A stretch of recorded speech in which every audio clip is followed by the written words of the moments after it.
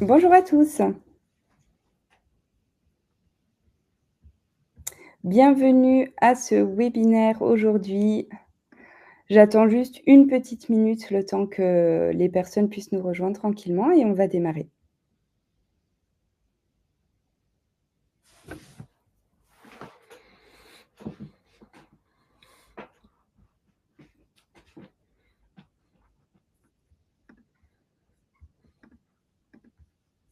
Bonjour à tous.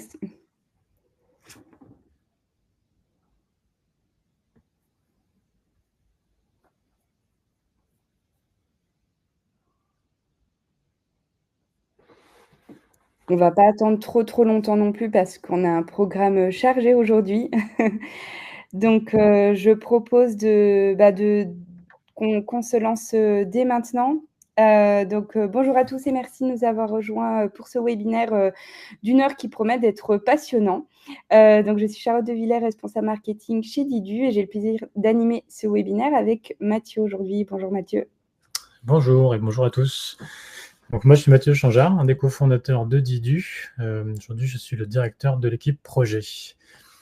Et donc aujourd'hui on va vous parler d'IA générative, puisque comme vous le savez, l'IA générative c'est devenu un sujet majeur, grosso modo depuis octobre 2022, depuis 2 ans, et la sortie de ChatGPT à l'époque. Et nous, chez Didu, on est experts de l'IA conversationnelle depuis 2009. Alors forcément, on a suivi ça avec beaucoup d'attention. Et il faut bien l'admettre quand même, quand ChatGPT est sorti, on a tous été bluffés, aussi bien par l'outil que par les promesses que la technologie des Large Language Models, des LLM, dont on parlera beaucoup aujourd'hui, pouvait nous apporter. Mais depuis 2 ans, ce dont on s'est aperçu avec les différents échanges qu'on a avec nos clients, avec nos partenaires, avec nos prospects, c'est que ça reste quand même malgré tout un sujet qui est assez complexe, qui est assez technique et en plus qui bouge énormément. C'est quand même un domaine aujourd'hui. Quand vous regardez un article de presse qui a 6-8 mois, il a de fortes chances d'être obsolète.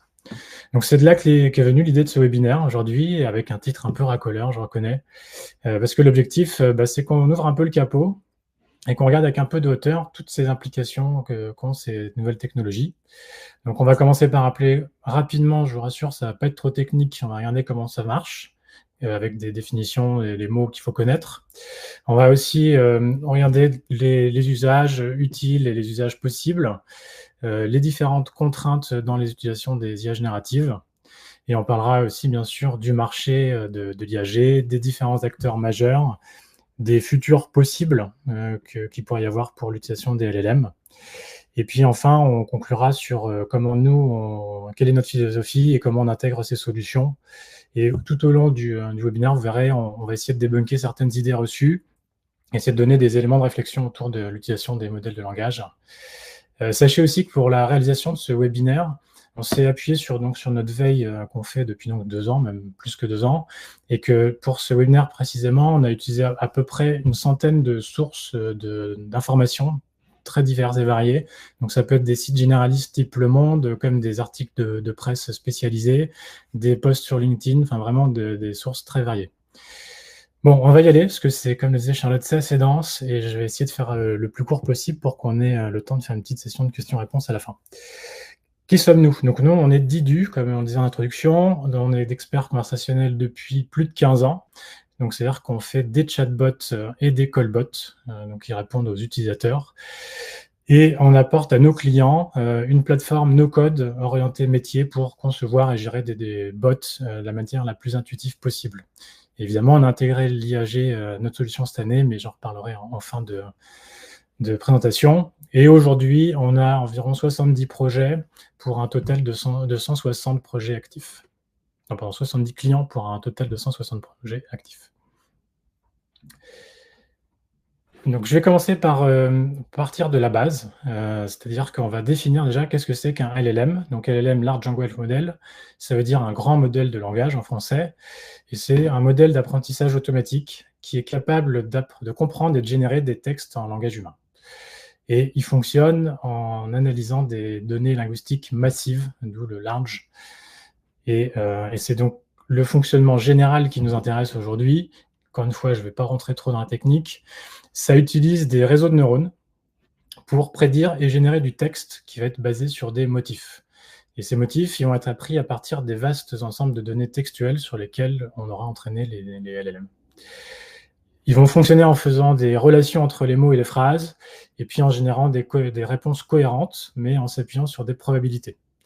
C'est-à-dire que le LLM, en fait, ce qu'il va essayer de faire, c'est qu'il va deviner le prochain mot. Alors, on parle aussi de token plutôt, c'est-à-dire qu'un token, c'est un morceau de mot, pour faire simple, mais bon, dans la logique, si on considère le mot, ça marche aussi.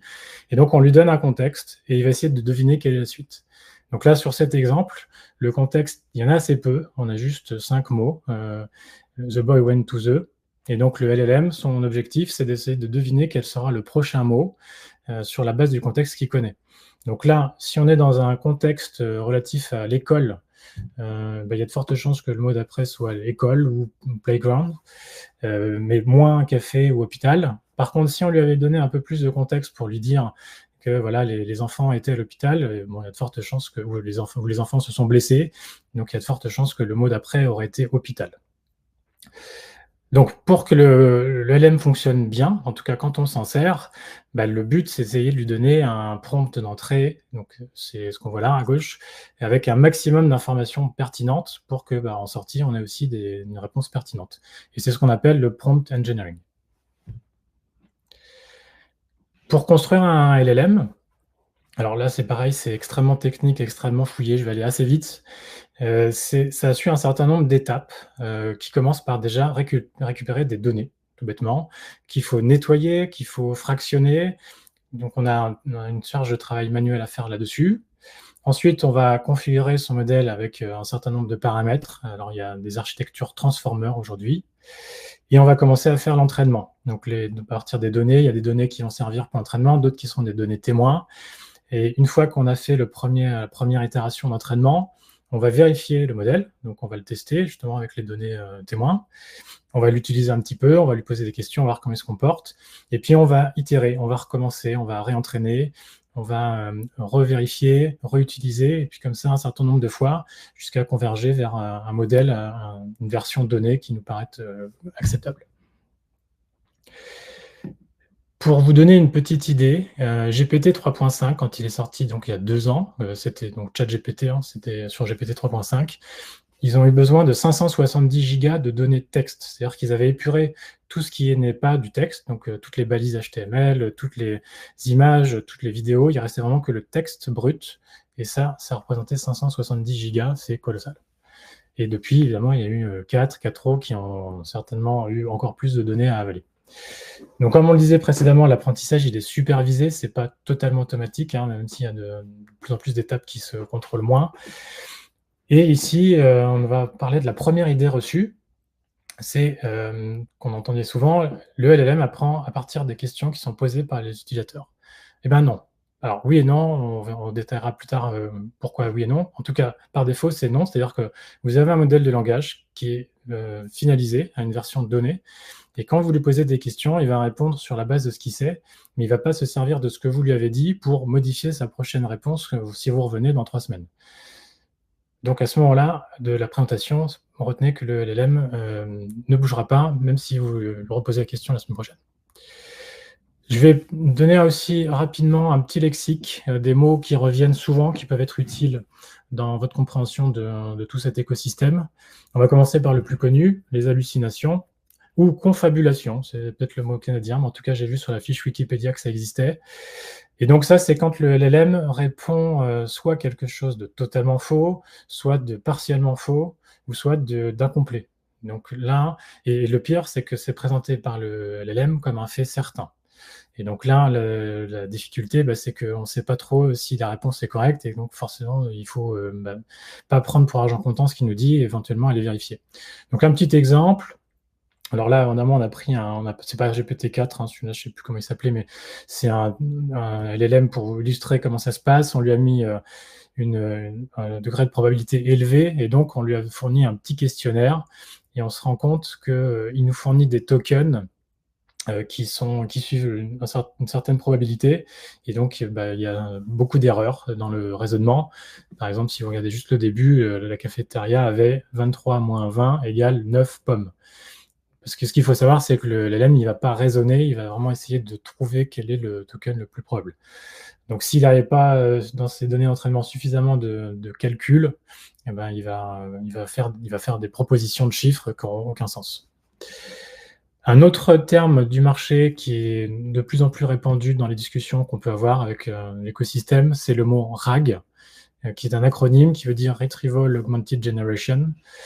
Pour faire simple, parce que ce diagramme est très compliqué déjà, et encore c'est une version un peu simpliste de ce que ça pourrait être, c'est que vous avez des documents, qui soient Word, PDF, HTML ou autres, non structurés, et on peut s'en servir pour les indexer et avec un LLM, et ensuite on peut les questionner. Donc vous allez avoir une interface de conversation, vous posez une question, et sur la base des contenus de ces documents, on aura une réponse contextuelle. Donc ça s'appelle le RAG, ou indexation sémantique. Un autre mot, alors on entend un peu moins ces derniers temps, c'est le fine-tuning. Donc le principe, c'est que vous avez votre LLM de base, mettons GPT 3.5 version du mois de mars l'année dernière, au hasard. Mais vous, ce que vous voulez, c'est que, au même titre que le RAG, vous puissiez l'interroger sur vos données à vous. C'est-à-dire que vous voulez, c'est sympa qu'il sache répondre à la question générale, mais ce qui vous intéresse, c'est qu'il réponde à vos données. Et donc, il est possible de le réentraîner en utilisant vos données. Et à partir de là, on tombe sur un LLM fine-tuné qui va vous fournir des réponses plus précises, en tout cas plus adaptées à votre contexte. Donc, si on regarde le petit exemple, une question simple, pourquoi le ciel est bleu? Sur le modèle de base, on aurait eu une réponse en 2 lignes. Mais si on l'a réentraîné avec des données plus précises, eh bien, cette même question, on va avoir quelque chose de plus précis. L'inconvénient du fine-tuning, c'est que c'est quelque chose d'extrêmement technique à manipuler. Enfin, il faut des ingénieurs spécialisés pour faire ça. Ça coûte très cher parce qu'il faut déjà beaucoup de données. Ensuite, il faut les entraîner en suivant un peu la même logique que ce qu'on disait au départ. Et puis, il faut des gros serveurs pour faire tourner tout ça. Donc c'est quelque chose d'assez cher. Et en plus, quand on prend un LLM type GPT, sur lequel on a utilisé 570 gigas de données pour l'entraîner, si vous arrivez avec une cinquantaine de fichiers PDF, c'est moins qu'une goutte d'eau dans la mer. Concrètement, l'impact que ça va avoir sur les réponses, il va être assez mineur. Donc, il faut quand même avoir aussi une grosse base de données pour que ça ait une influence sur le modèle. Et globalement, ce qu'il faut retenir, c'est que cette technique, elle est de moins en moins utilisée et que c'est plutôt le RAG qu'on utilise pour faire de l'indexation sémantique. Bon, je vais parler assez rapidement des 4 termes techniques qui nous restent. La température. La température, c'est le degré de créativité que le LLM peut avoir. Donc, si vous lui donnez une température à 0, il ne sera pas du tout créatif. Il va, entre guillemets, avoir une probabilité extrêmement faible de se tromper sur les tokens suivants. Plus vous la mettez proche de 1, et plus il va être créatif. Donc, si on veut faire des histoires, des scénarios, des choses comme ça, il vaut mieux lui donner une température à 1. Si on est dans une utilisation de RAG où on veut que ce qu'il nous dise, c'est globalement ce qu'on avait dans les documents, il vaut mieux la mettre proche de 0.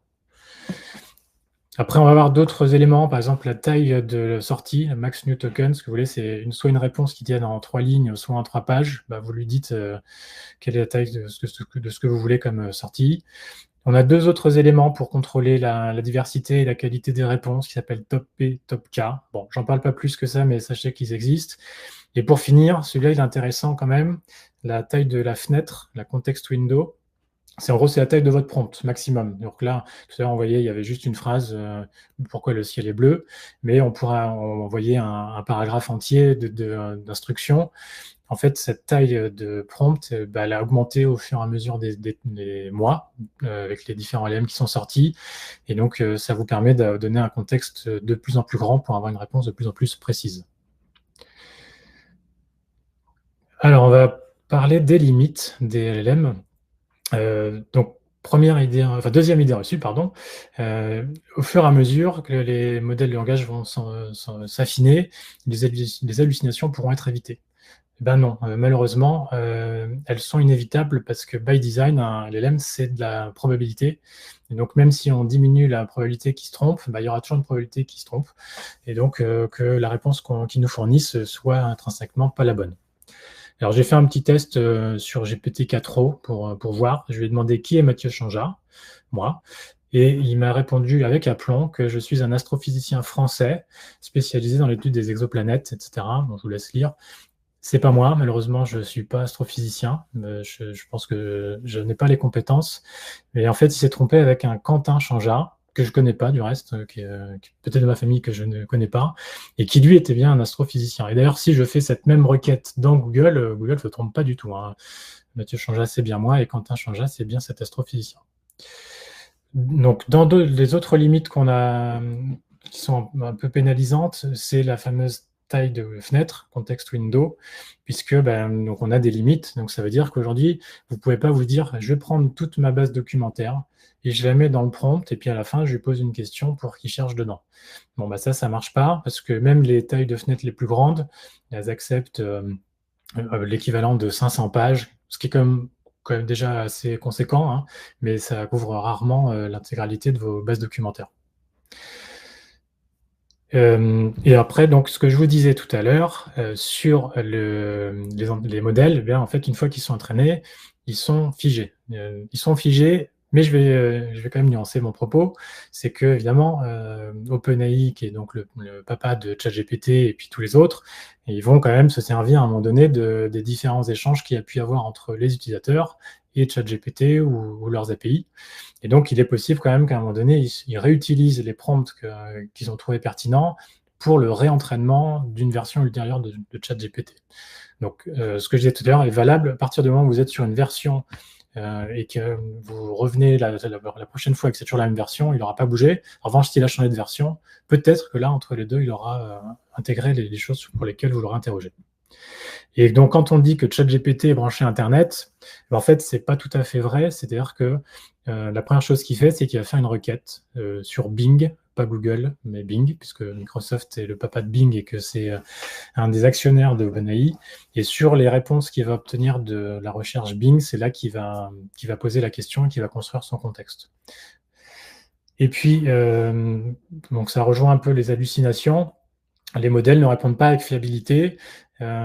Et donc là, il y a un certain nombre d'études, il y en a plein, alors c'est assez régulier, ça dépend des sujets sur lesquels elles sont portées, mais en gros, aujourd'hui, en gros, les études vont de 20% d'erreurs jusqu'à 54% d'erreurs en fonction des sujets regardés et en fonction de la précision qui est dans l'étude. Donc voilà, donc ce qu'il faut se dire, c'est que même si on est dans le meilleur cas, aujourd'hui, un LLM, dans 20% des cas, ne va pas vous fournir la bonne réponse, ce qui reste quand même assez important. Donc ça, c'était pour les limites. Maintenant, on va parler un petit peu des usages qu'on a pu noter comme étant intéressants depuis donc 2 ans, depuis la sortie de ChatGPT 3.5. Et donc, il y a ce qui est possible de faire avec un LLM, et puis ce qui est utile, parce que voilà, il y a plein de choses qu'on peut faire, mais il y a plein de choses où c'est pas forcément très, très intéressant. Donc là, dans les choses qui nous ont paru possibles et utiles, c'est d'abord les assistants personnels. Vous utilisez peut-être dans votre entreprise Microsoft Copilot, qui donc est un assistant qui vous aide à la fois pour les documents Word, Excel, pour faire des formules compliquées, pour rechercher dans vos documents OneDrive, pour vous aider à rédiger des emails. Ça, c'est la catégorie des assistants. Il y en a d'autres. On a aussi des assistants pour l'écriture de code source. Et puis, on a Apple Siri, on en reparlera tout à l'heure, mais qui finalement entre dans cette catégorie-là aussi.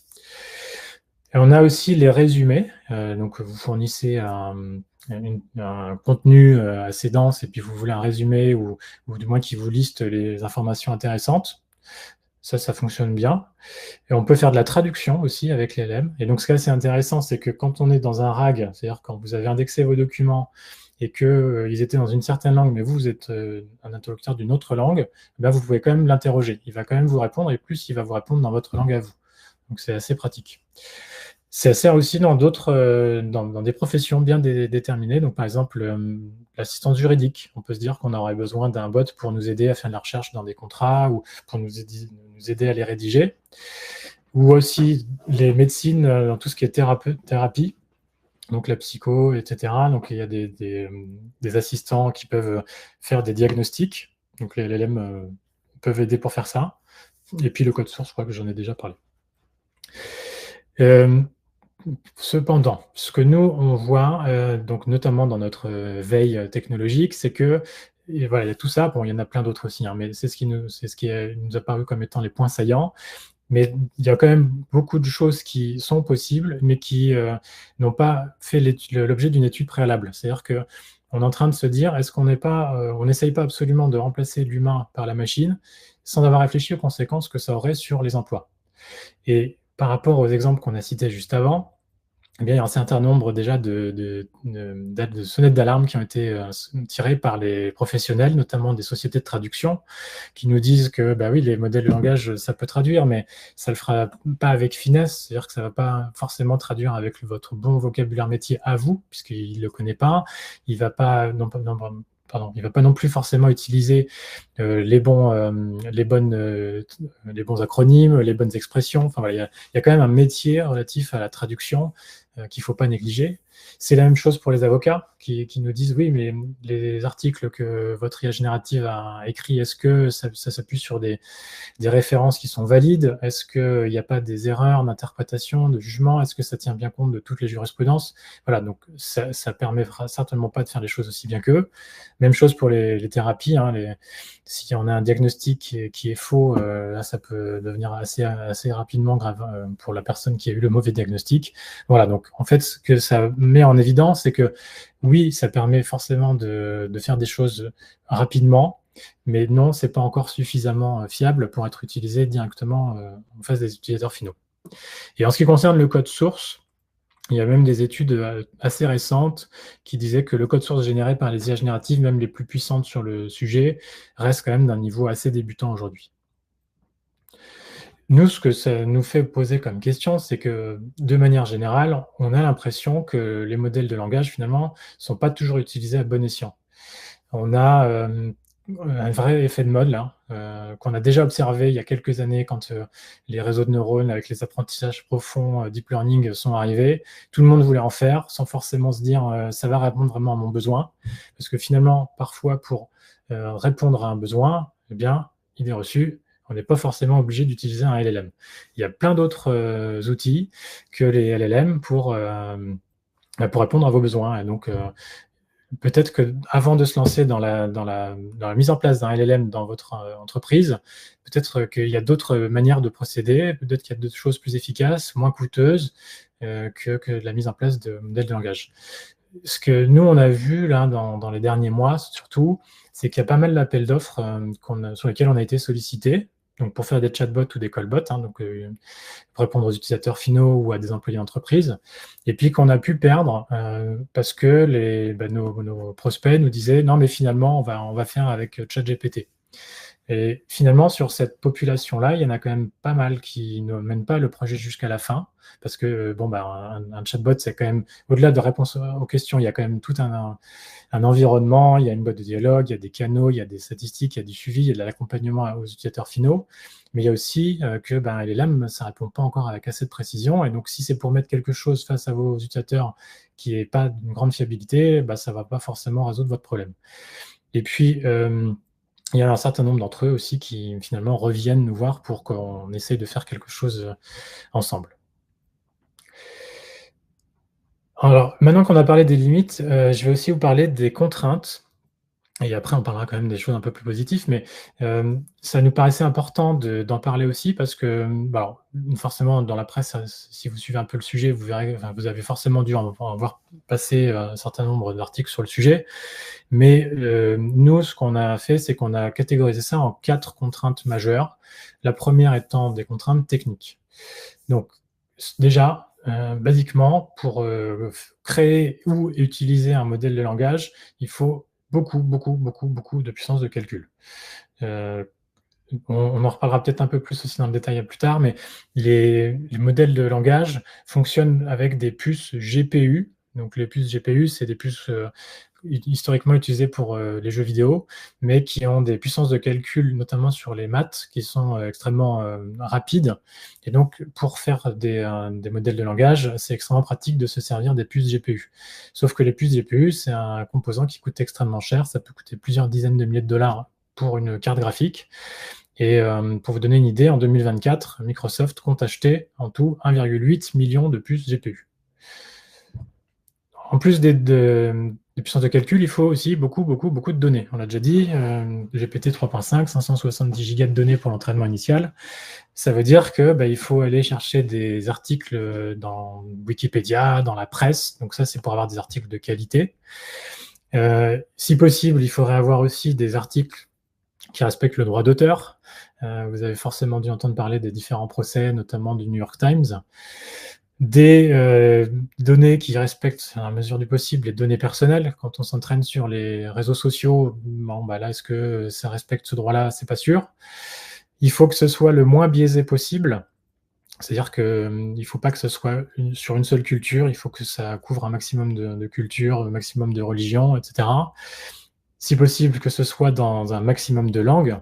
Et ça, c'est un vrai biais aujourd'hui aussi, puisque les acteurs majeurs, on en reparlera tout à l'heure également, mais sont essentiellement américains. Et donc, quand on regarde par exemple Llama 3 qui est sorti cette année, entraîné par le groupe de Facebook, le groupe Meta, il n'y a que 5% de son corpus d'entraînement qui sont des langues non anglophones.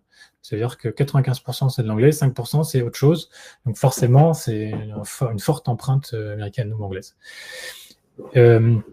Et puis, il ne faut pas non plus que les données soient empoisonnées, c'est-à-dire qu'il faut qu'on soit sûr de la source, que personne ne soit venu dessus pour changer des choses, soit pour casser la syntaxe de la langue, soit pour mettre des informations erronées.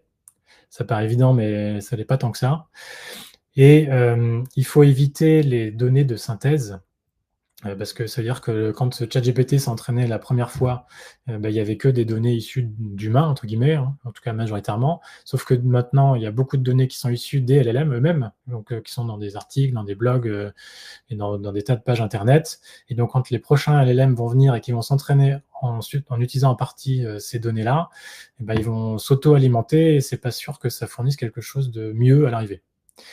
Et il y a un mot là qui commence à revenir un peu comme une ritournelle, le fameux data wall. Je ne sais pas si vous l'avez vu passer dans la presse celui-là, mais c'est qu'à force d'absorber toutes les données disponibles sur Internet de manière plus ou moins licite, on va arriver quand même à un moment donné où il n'y aura plus grand-chose d'intéressant, voire plus rien du tout. Et donc c'est ce fameux mur des données. Ils n'auront plus de données, les grands opérateurs de LLM, pour entraîner leur modèle. On va passer aussi maintenant aux contraintes écologiques. On a de plus en plus dans les appels d'offres des demandes autour du RSE et en particulier sur les contraintes écologiques. On est dans un monde où les choses évoluent très vite sur ces aspects-là. Et les IA génératives, ça va un peu à l'envers parce que la consommation électrique explose. Par exemple, aux États-Unis, d'ici 2030, ça pourrait concerner à peu près un quart de l'énergie totale pour les IA, quelles qu'elles soient, pas juste les IAG, mais toutes les IA. Ce qui représente à peu près la consommation d'un pays entier. Donc, c'est vraiment sur quelque chose de très, très important. Et donc, les acteurs type Microsoft, ils imaginent que pour faire tourner leur data center, ils pourraient construire, pourquoi pas, des petits réacteurs qui mettraient à proximité de leur data center. Et il y a même le patron d'OpenAI, je ne sais pas si vous avez vu ça aussi, qui a commencé à investir dans des entreprises qui planchent sur la fusion nucléaire. Le but étant d'avoir de l'énergie encore moins chère. Donc, clairement, sur la consommation électrique, il y a un besoin croissant. Et en plus, le prix est lié, mais je crois que je me phagocyte parce que ça vient juste après. Et il y a aussi la consommation en eau. On parle d'électricité, mais on parle de l'eau parce que tous ces serveurs qui tournent dans les data centers, quand on les utilise, ils chauffent. Et pour les refroidir, il faut de l'eau. Et il en faut beaucoup. Et par exemple, en 2022, donc ça c'était avant le pic, l'explosion des IA génératives, pour rafraîchir les data centers de Microsoft, il a fallu 6,4 milliards de litres d'eau, ce qui représente à peu près 8700 piscines olympiques. Donc ça fait beaucoup. Et donc ça, c'était pas uniquement lié aux IA génératives, mais c'est pour vous dire qu'on partait déjà d'assez haut. Et maintenant, on voit que juste pour la génération d'un LLM, donc pour la création initiale, il faut déjà des millions de litres d'eau. Et ensuite, pour l'utilisation, quand vous vous servez de ChatGPT, avec 2-3 interactions dans la conversation, vous avez fait évaporer 1 demi-litre d'eau. Donc, vous voyez, dans la consommation en eau, des moments de l'humanité où on a des fois des gros pics de sécheresse, forcément, ça inquiète. On arrive aux contraintes économiques. La consommation électrique augmente forcément, ça fait augmenter le prix de l'électricité. Alors, pas que à cause de l'IA, hein, il y a aussi des facteurs externes, hein, on a tous entendu parler dans la presse, mais voilà, ça coûte, et ça coûte de plus en plus cher. Il faut des gros serveurs, il faut des grosses cartes graphiques, des GPU, ça coûte très cher aussi. Et puis, on a eu une information, alors elle date de l'année dernière, mais il n'y a pas eu de mise à jour. A priori, on est toujours à peu près dans les mêmes ordres de grandeur. Juste les serveurs qui font tourner ChatGPT, hein, pas le reste des infrastructures de OpenAI, mais juste ChatGPT, coûtent à OpenAI l'équivalent de 700 000 $ par jour. Voilà, pour vous donner une idée. Et puis un dernier élément, non des moindres, c'est que il y a une pénurie de main-d'œuvre parce que tous ces grands acteurs réclament un maximum de main-d'œuvre, des ingénieurs qualifiés. Sur le sujet des IA génératives, il n'y en a pas tant que ça, et donc ça fait augmenter de manière très conséquente les salaires, ce qui rajoute encore un coût supplémentaire. Et pour finir, on a des contraintes légales. Alors, je vais passer assez vite dessus parce que c'est un peu rébarbatif et que c'est potentiellement un peu technique. Donc, il y a évidemment le RGPD que tout le monde connaît maintenant, qui est une réglementation européenne. Et comme on le disait, la plupart des fournisseurs d'IA générative aujourd'hui sont américains.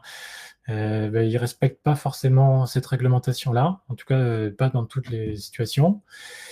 Les LLM, on l'a dit, ils peuvent avoir été entraînés avec des données personnelles, donc ce n'est pas complètement compatible non plus. Et puis, nos prompts, comme je disais, potentiellement, ils peuvent servir pour l'affinage des modèles. Donc, faites attention à éviter de mettre vos données dedans. Et pour finir, ça pose aussi des questions. Est-ce qu'on peut utiliser des modèles de langage avec des données sensibles? Bon, ça, c'est plus une interrogation. Il y a une nouvelle réglementation. Est-ce que vous avez entendu parler de l'IA Act? Il est sorti en août, c'est tout frais. C'est encore une réglementation européenne. Le but, c'est que les systèmes d'intelligence artificielle respectent les droits fondamentaux des citoyens européens. Donc, c'était déjà en cours avant l'arrivée de ChatGPT. Évidemment, ça a mis un petit coup de pied dans la fourmilière, donc ils ont revu un certain nombre de textes, ça a peut-être même un peu rallongé l'arrivée de ce texte. Mais voilà, donc il est sorti. Je ne veux pas rentrer trop dans le détail, mais le but, c'est vraiment que les fournisseurs d'IA décrivent au maximum comment ils s'en servent, qu'ils aient une doc à jour, que ça respecte bien le droit d'auteur, le droit des citoyens européens, etc. Et ce qu'il faut savoir, c'est que là, je vous parle de l'Europe, mais il n'y a pas qu'en Europe qu'on réglemente. Et en ce moment, donc en Californie, qui est quand même là où on retrouve justement le siège de tous ces grands acteurs, il y a le CCPA, ou la version plus récente qui s'appelle le CPRA, qui est grosso modo à peu près la même chose que le RGPD. Donc ça pour vous dire que les règlements, des cadres législatifs, il y en a ailleurs aussi. On va passer au marché de l'IA maintenant. Donc pour commencer, peut-être on va parler des acteurs de l'IA, parce que tout le monde ne connaît peut-être pas tous ceux voilà, on connaît tous ChatGPT, mais il y en a d'autres. Donc, on va commencer par lui, OpenAI, donc le papa de ChatGPT, GPT, donc les différentes versions. Alors, il y en a eu d'autres depuis, il y a eu la O1 récemment. Ce qu'il faut savoir, c'est que derrière, il y a Microsoft qui a investi l'équivalent de 13 milliards de dollars. Ensuite, vous allez avoir Anthropic, qui a créé le modèle qui s'appelle Claude. Anthropic, ça a été initié au départ par des anciens d'OpenAI. C'est son principal challenger aujourd'hui. Là, derrière, vous avez Amazon, qui a investi 4 milliards de dollars. Après, on a le groupe Meta, donc Facebook. Eux, ils l'ont fait eux-mêmes, leur modèle de langage, qui s'appelle Llama. La dernière version, c'est la 3.2, je crois d'ailleurs. Il y en a une autre qui est sortie. Ensuite, on a Google. Alors pareil, Google a fait ça en propre. Alors ils sont partis avec un petit train de retard, mais ils sont en train de le rattraper. Alors, je ne sais pas si vous avez essayé le Gemini 1.5, ça vaut bien un 4 €. Et puis après, on a d'autres acteurs. Alors donc déjà, tous ceux-là sont américains. On en a encore un autre américain qui est X.AI. Donc ça, c'est l'ancien Twitter, racheté par... comment il s'appelle déjà lui Bon, son nom m'échappe, désolé. Mais donc, le principe, c'est qu'ils ont sorti Grok, entraîné en partie sur le réseau social Twitter. Alors, celui-là, en Europe, il n'est pas encore très présent, mais on en parle quand même de plus en plus aux États-Unis. Et donc, tout ça, c'est américain. Heureusement, Cocorico, on a Mistral, qui est une entreprise française fondée par des Français qui ont d'ailleurs travaillé chez les Américains qu'on a cités juste avant et qui ont fait un modèle de langage qui s'appelle Mistral ou Mixtral, il y a plusieurs noms, mais qui fonctionne très bien et qui est un réel challenger à tous ces gros Américains. Alors, j'ai pas en tête le montant levé, c'est pas en milliards, mais c'est quand même en centaines de millions, hein. Ou si on est au milliard, on doit pas notre milliard. Et donc voilà, donc ça c'est ceux, en toute honnêteté, c'est ceux que je vois moi dans ma veille concurrentielle, veille technologique. Mais je me suis dit, quand on a fait le webinaire, mais il y en a peut-être d'autres quand même en Chine, en Russie. Et donc on en a listé 3 autres, mais donc, pour lesquels on a assez peu d'informations parce que finalement ils sont assez centrés sur leur marché domestique. Vous allez voir Baidu qui a sorti Ernie en Chine, Alibaba qui a sorti Alice Mind en Chine également, et Yandex qui a sorti Yandex GPT en Russie. Donc on les a cités quand même parce que l'air de rien, ces 3 modèles-là, ils ont chacun des dizaines et des dizaines de millions d'utilisateurs puisque les pays sont très grands et donc ils sont quand même assez représentatifs aussi, même si globalement on a assez peu d'informations. Donc ce qui est intéressant, c'est qu'ici, vous voyez, il y a quasiment tout le GAFAM, mais il n'y a pas Apple. Apple n'a pas pris le train des gros modèles de langage. Eux, ils ont regardé le problème dans l'autre sens. Ils se sont dit, plutôt que de faire un gros modèle généraliste, on va plutôt essayer de voir à quoi ça pourrait répondre comme besoin à nos utilisateurs sur notre écosystème, à savoir les MacBooks et puis les iPhones. Et ce qui fait que c'est très orienté cas d'usage. Donc, si vous avez suivi la keynote d'Apple qui est sortie en septembre, là, ils ont prévu de sortir l'Apple Intelligence, qui donc en acronyme c'est AI aussi, hein, c'est sûrement fait exprès. Donc c'est disponible seulement sur iOS 18 et ce sera utilisable uniquement à partir des iPhone 15 Pro ou plus. Donc c'est-à-dire que si vous avez un iPhone antérieur, il faudra le changer. L'idée, c'est que certaines des questions que vous poserez, donc ce sera pour vous aider, un peu comme vous avez avec Siri, mais en mieux pour la composition de SMS, de mails ou d'actions de ce type-là, certaines requêtes, elles seront exécutées directement sur le téléphone. C'est pour ça qu'il faut des téléphones iPhone puissants. Mais quand ce sera des requêtes plus complexes, ce sera traité par OpenAI. Donc Apple a signé un contrat de partenariat assez discrètement avec OpenAI. Bon, ce qu'il faut savoir quand même, c'est qu'ils travaillent aussi en parallèle sur des modèles, hein. Donc, ils ont sorti quelques petits modèles open source, mais donc voilà, ils travaillent quand même dessus. Alors, d'ailleurs, c'est vrai que je ne l'ai pas dit avant, mais on a Mistral et Meta qui font aussi des modèles open source. C'est important de le signaler. Et dans le marché de l'IA, il y a un autre acteur qui me paraissait important de signaler, qui est NVIDIA, parce que NVIDIA est aujourd'hui le principal fournisseur de puces graphiques, donc de cartes graphiques, les fameuses GPU, et à tel point que, comme il a été sollicité par la plupart des grands acteurs qu'on a cités juste avant, ils sont devenus brièvement la première capitalisation mondiale cette année, là, il y a quelques mois, pas longtemps, mais quand même, ils ont dépassé Apple, ils ont dépassé Microsoft, parce que ils ont leur carnet de commandes qui ont explosé là, au cours des dernières années. Notamment, là on a un petit exemple, Meta, quand ils ont voulu entraîner Llama 3.1, ils ont commandé à NVIDIA 16 000 cartes graphiques, ce qui représente à peu près 500 millions de dollars, un demi-milliard d'euros, pardon, pour entraîner Llama 3.1. Alors après, évidemment, ces cartes graphiques elles serviront à faire autre chose, hein, mais voilà, c'est pour vous donner un peu une idée des prix. Bon, alors aujourd'hui, c'est le principal acteur, il y a des concurrents. Et évidemment, ils s'activent tous pour avoir des puces de même niveau pour faire des choses à moindre coût ou de meilleure qualité. Et même des clients type Microsoft sont en train de développer leurs propres puces qui seront dédiées donc à l'IA. On va parler de la taille du marché maintenant. Alors, on n'a pas tout mis, parce que là, clairement, ça sort assez régulièrement, mais des études qui nous ont paru fiables, récentes. On a Gartner, qui est quand même un spécialiste pour faire des études, qui a prédit en début d'année que l'IA générative, en 2024, représenterait 5,2 milliards de dollars, ce qui est énorme. Et ce qui est en croissance déjà par rapport à 2023, de 7,5%, mais surtout qui est encore qu'aux prémices.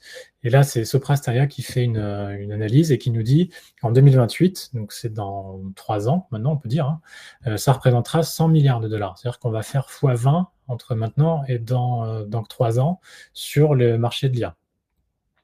Donc c'est extrêmement alléchant. Et pourtant, et ça aussi c'est une idée reçue, c'est qu'aujourd'hui, c'est un secteur qui n'est pas rentable. On entend parfois, oui, OpenAI, ils cartonnent, ils ont levé, ils génèrent des milliards de dollars. Et non, aujourd'hui, ils ne sont pas rentables.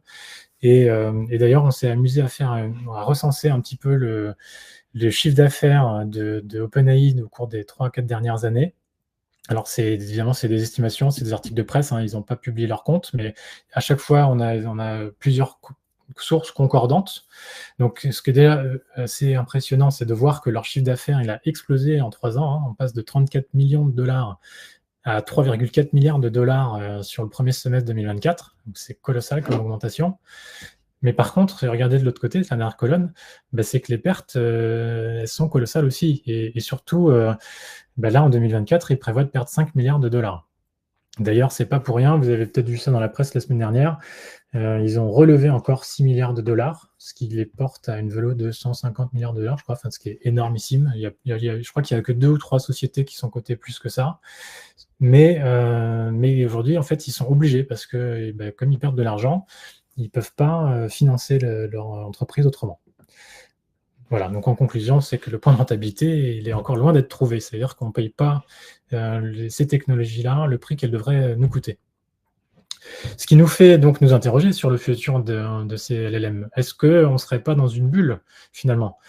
Est-ce qu'on n'essaye pas de résoudre un problème à 1000 milliards de dollars qui n'en est pas un, finalement? Donc les Magnificent Seven, je ne sais pas si vous avez entendu ce terme-là, donc ils sont Apple, Nvidia, Alphabet, Meta, Microsoft, Amazon et Tesla. Chacun d'entre eux investissent des milliards et des milliards dans une IA. Est-ce que c'est vraiment utile? Est-ce que ça va vraiment finir par apporter de l'argent? Voilà, on peut s'interroger. Et en même temps, ces Magnificent Seven, ils ont déjà tous des bilans solides. Ils gagnent énormément d'argent par ailleurs. Ils peuvent se permettre ces investissements-là. Et même si ça échoue, ça ne les mettra pas en faillite. Voilà, donc il y a quand même tout un tas de questions qui se posent autour de cette potentielle bulle des IA génératives. En tout cas, une chose, pareil, qui est assez concordante dans les articles du moment, qui sortent vraiment depuis quelques semaines, c'est qu'on serait quand même arrivé en haut un peu de la bulle, en tout cas d'un point de vue techno. Alors, est-ce que vous connaissez la courbe du Gartner Hype? Si vous ne la connaissez pas, je vous invite à regarder ce que c'est sur Internet. C'est une courbe, là, qu'on vous voyez ici, qui commence par montrer très vite, qui descend très fort et puis qui remonte après beaucoup moins vite. C'est valable dans quasiment toutes les technos assez récentes, pas seulement l'IA générative. Et en gros, ce que ça veut dire, c'est qu'au départ, au lancement, on va monter très vite ce qu'ils appellent le pic des illusions, un truc comme ça, ou le pic des attentes. Et ensuite, on va tomber dans le tunnel des désillusions, justement, quand on se rendra compte que finalement, par rapport à la promesse, on est loin d'avoir quelque chose qui tient la route, et qu'il y a tout un tas de défauts, et que c'est pas scalable, etc. Et donc, on va tomber dans le pic des désillusions. Et ensuite, on va commencer à trouver comment tout ça s'industrialise, quels sont les vrais cas d'usage, comment on gagne de l'argent avec, etc. Et là, on va commencer à remonter la pente. Et il semblerait, donc si vous regardez le haut de la courbe, que les génératives AI sont tout près de commencer à chuter. L'avenir nous le dira. Et pour la petite info, avant qu'on passe à la suite, Google, donc quand ChatGPT est sorti, ils se sont mis en situation de crise en interne. Tout le monde commençait à se dire le moteur de recherche va s'effondrer, plus personne ne se servira de Google et tout le monde ira sur ChatGPT. Sachez aujourd'hui qu'ils sont toujours utilisés dans plus de 90% des recherches. Voilà, tout va bien chez eux. Alors, on a essayé de voir qu'est-ce qu'il pourrait y avoir comme futur, alors futur au pluriel, on aurait pu mettre pour les LLM, parce que finalement, voilà, on voit que les gros acteurs cherchent à faire des gros modèles de langage généralistes, mais il y a d'autres pistes qui sont explorées, c'est pas forcément à explorer, il y en a qui sont déjà en cours d'exploration, et on va avoir notamment des petits modèles. Donc les SLM ou les MLM, donc S pour small ou M pour medium. Il y en a déjà qui sont sortis et qui sont déjà très efficaces. Microsoft en a fait un qui s'appelle Phi 3, qui marche très bien. Et puis vous avez Apple, que je vous ai déjà dit, qui fait des modèles qui seront prévus pour tourner sur leurs iPhones, donc ils seront forcément moins gros que ceux qu'on a cités au départ. On va avoir aussi le même ordre d'idée de la spécialisation des modèles. Donc là, on vient à ce qu'on le fine-tuning. L'idée, c'est d'avoir un modèle, on prend un modèle de base, le GPT-4o, et puis on se dit, on veut qu'il soit spécialiste de tel secteur, et donc on va le spécialiser pour qu'il devienne vraiment expert sur le secteur. Il y en a déjà aussi qui sont sortis. Meta, on a sorti un qui s'appelle Meditron, par exemple. C'est un modèle qui aide les professionnels de santé à prendre des décisions cliniques et à établir des diagnostics. J'insiste sur le fait qu'il les aide, c'est pas lui qui le fait à leur place. On en a d'autres, plus ésotériques. Par exemple, on a Spreadsheet LLM, qui va être un modèle de langage spécialisé dans le traitement des données d'un tableur. On a Microsoft qui en a sorti un qui s'appelle Florence 2. Celui-là, il est spécialisé dans la reconnaissance d'éléments dans une image. Voilà. Donc clairement, il va vraisemblablement y avoir des modèles comme ça sur étagère qui répondront à des problématiques spécifiques. Après, il y a d'autres pistes aussi qui sont alors déjà exploitées par certains des grands modèles de langage, ce qui s'appelle les capacités multimodales. Donc le GPT-4o, le O, c'est omnimodal, donc c'est vraiment ça, c'est-à-dire qu'on n'est plus obligé de converser avec lui qu'à travers du texte, on peut lui envoyer des images, des vidéos, du son, et il peut réagir là-dessus, et puis il peut aussi vous répondre avec des images, des vidéos et du son. Les générateurs de code source, on a parlé, qui aujourd'hui font du code débutant, clairement, ils vont s'améliorer pour faire du code de plus en plus expert. Mais par contre, de manière générale, de manière transverse, il y aura certainement des choses qu'il faudra améliorer, notamment pour être compatible avec l'IA Act. C'est la sécurité, la confidentialité, de sorte à ce qu'on soit sûr que quand on utilise un LLM, il n'y ait rien qui soit utilisé à des fins malveillantes ou de publicité. Et puis, vraisemblablement, qu'on va se diriger aussi vers une personnalisation du LLM, un peu comme le fine-tuning, mais pour soi-même. Donc ça, c'est vraisemblablement dans un futur un peu plus lointain. Donc ça, c'était globalement une vue d'ensemble assez généraliste sur les modèles de langage et les IA génératives. Et on va conclure ce webinaire en vous donnant, nous, notre vision de la chose et comment on voit, en tout cas dans les chatbots, comment on voit l'utilisation des IA génératives. Parce que, en résumé de ce qu'on s'est dit, un LLM aujourd'hui, ça ne donne pas systématiquement des réponses fiables. Il ne sait pas demander des précisions lorsqu'il est nécessaire d'avoir un contexte précis. Par exemple, si vous avez des réponses différentes pour une population A et une population B, il ne va pas forcément de lui-même vous dire de quelle population tu es avant de vous donner une réponse. Potentiellement, il va vous donner 2 blocs avec les 2 niveaux de réponse. Un LM, ça coûte cher à l'usage, parce qu'à chaque requête, vous payez. Et en plus, comme on disait aujourd'hui, vraisemblablement que les prix ne sont pas à la hauteur des coûts, donc peut-être qu'il va y avoir une réévaluation aussi un jour. Et puis, ça met du temps à répondre quand même. Quand vous avez des prompts avec plusieurs centaines ou milliers de tokens, il n'est pas rare de devoir attendre 5, 10, 15 secondes avant d'avoir une réponse, ce qui ne rend pas utilisables les modèles de langage dans des utilisations type callbot au téléphone, où vous avez besoin d'instantanéité. Et donc, ce qui fait que nous, notre vision de l'affaire, c'est plutôt de se dire on va faire des bots hybrides qui vont à la fois fonctionner avec des mécaniques de compréhension classiques qu'on fait donc depuis longtemps, et dans certaines situations, on va aller interroger un LLM. Et donc, chez nous, on a 3 moments où on va utiliser une IA générative, qui sont d'ailleurs compatibles, ce n'est pas exclusif. Il y en a un qui peut être pour la construction initiale d'une base de connaissances. Donc, c'est-à-dire que vous avez des documents, mais ils changent assez rarement, ces documents.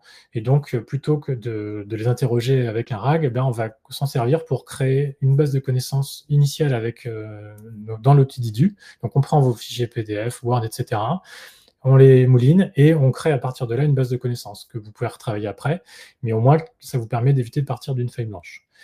Après, on va s'en servir dans ce qu'on appelle, nous, le NLU parallèle. Donc, NLU, c'est Natural Language Understanding. C'est la capacité de comprendre une question. Et donc, on en a un, nous, un NLU, DIDU, propriétaire, qui fonctionne très vite et qui donne des réponses qui sont explicables. Mais parfois, dans certaines situations, il ne marche pas ou pas très bien.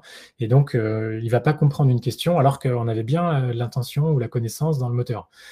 Et donc là, on peut s'appuyer sur le LLM en lui disant, toi, avec tes capacités, est-ce que tu arrives à retrouver quelle connaissance fait référence à la question de l'utilisateur?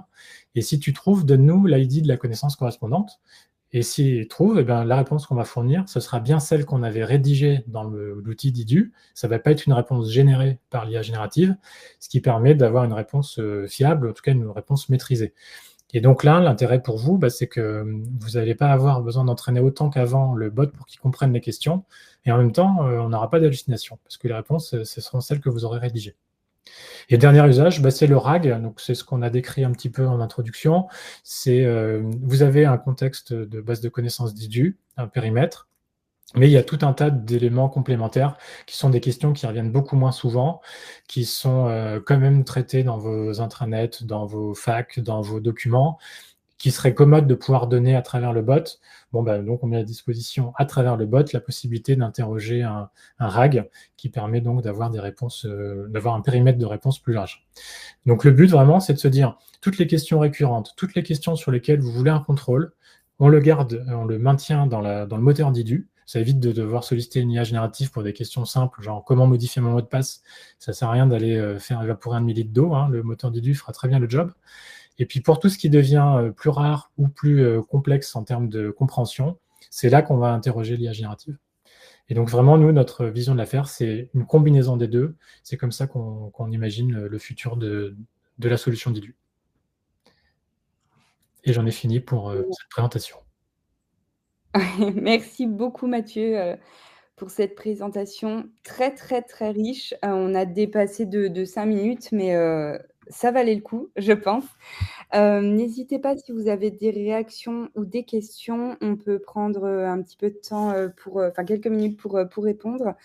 Alors Mathieu, on a sélectionné quelques questions. Pour rebondir sur le sujet des contextes window, est-ce que ça signifie qu'il est impossible d'avoir une base RAG d'entreprise avec plus de 500 pages? demande Yann. Oui. En fait, on peut faire du RAG sur plus de 500 pages. C'est juste qu'on ne peut pas tous les mettre en même temps dans la même fenêtre, dans la même requête qu'on envoie à prompt. OK. Mais bien sûr, le but du RAG, c'est de le faire sur des bases documentaires plus conséquentes que ça. Très bien. Il y a Christophe qui se pose la question de l'intégration des LLM en entreprise ne va-t-elle pas pérenniser l'IA, contrairement à la bulle de la blockchain? Est-ce que tu veux partager, toi, ton avis sur, Ah oui, si, cette je pense que c'est plus. Alors, la blockchain, je n'ai pas trop de recul, je connais assez peu cette technologie-là. En tout cas, là, tous nos clients et prospects maintenant nous parlent d'IA générative, de modèles de langage. Donc, clairement, tout le monde y va. Et en plus, on se rend compte quand même que il y a moins ce côté, c'est de la magie, comme on avait pu le voir à l'époque du deep learning ou du machine learning il y a 4-5 ans. Les gens font un peu plus attention à la manière dont ça va être utilisé, font un peu plus attention à la manière dont sont utilisées leurs données. Mais malgré ça, on sent quand même qu'il y a une volonté d'utiliser la technologie. Et il y a même des entreprises qui internalisent des modèles de langage pour s'éviter tous ces problèmes de confidentialité et de risque. Donc clairement, moi je pense qu'on a cranté quelque chose. Est-ce que tu peux nous préciser l'usage du LLM par rapport au NLU? Oui, alors NLU, donc Natural Language Understanding, c'est la compréhension de la question. Donc on a, nous, un moteur de NLU dans le moteur Didu. Et quand on dit LLM, nous, NLU parallèle, si c'est bien ça la question, c'est qu'on va utiliser le LLM pour nous aider à comprendre une question quand notre moteur ne l'a pas comprise. Je ne sais pas si ça répond bien à la question. Alors, je ne sais pas si ça répond à la question de Caroline, mais en tout cas, moi, je l'ai compris comme ça également. Si jamais Caroline, vous voulez redemander. OK, parfait, merci. Super, je regarde si on a d'autres questions. J'ai pas l'impression. En tout cas, vous avez été très nombreux à participer. J'espère que ça vous a vraiment permis, d'en apprendre plus. Moi, en tout cas, à titre personnel, j'ai pris un énorme plaisir à préparer, ce webinaire, avec toi, Mathieu. On a Marie-Laure qui nous demande: «La combinaison chatbot NLP et LLM est-elle opérationnelle? Ces fonctionnalités sont-elles proposées en standard?» Oui, oui, oui, oui. Donc, les 3 briques qu'on a présentées à la toute fin de la présentation sont bien disponibles. On a un nouveau menu dans le menu canaux, pour ceux qui connaissent, qui s'appelle contenu externe et qui permet de faire ces 3 briques. Tout à fait. Si vous voulez d'ailleurs en savoir plus, n'hésitez pas, je vais vous redonner ici, pour ceux qui sont en train de partir, notre adresse email. N'hésitez pas à nous contacter si vous voulez en savoir plus sur notre solution et comment on intègre les LLM, à notre solution. On sera ravis, d'échanger, avec vous. Écoute Mathieu, je crois qu'on n'a pas d'autres questions, donc je pense qu'on peut, conclure ici. Merci beaucoup pour ta présentation, c'était très intéressant. Ça a l'air d'être partagé par, les participants et merci à tous les participants pour votre attention. Eh bien, merci à tous. Bonne journée. Bon après-midi et à très bientôt. Au revoir. Au revoir.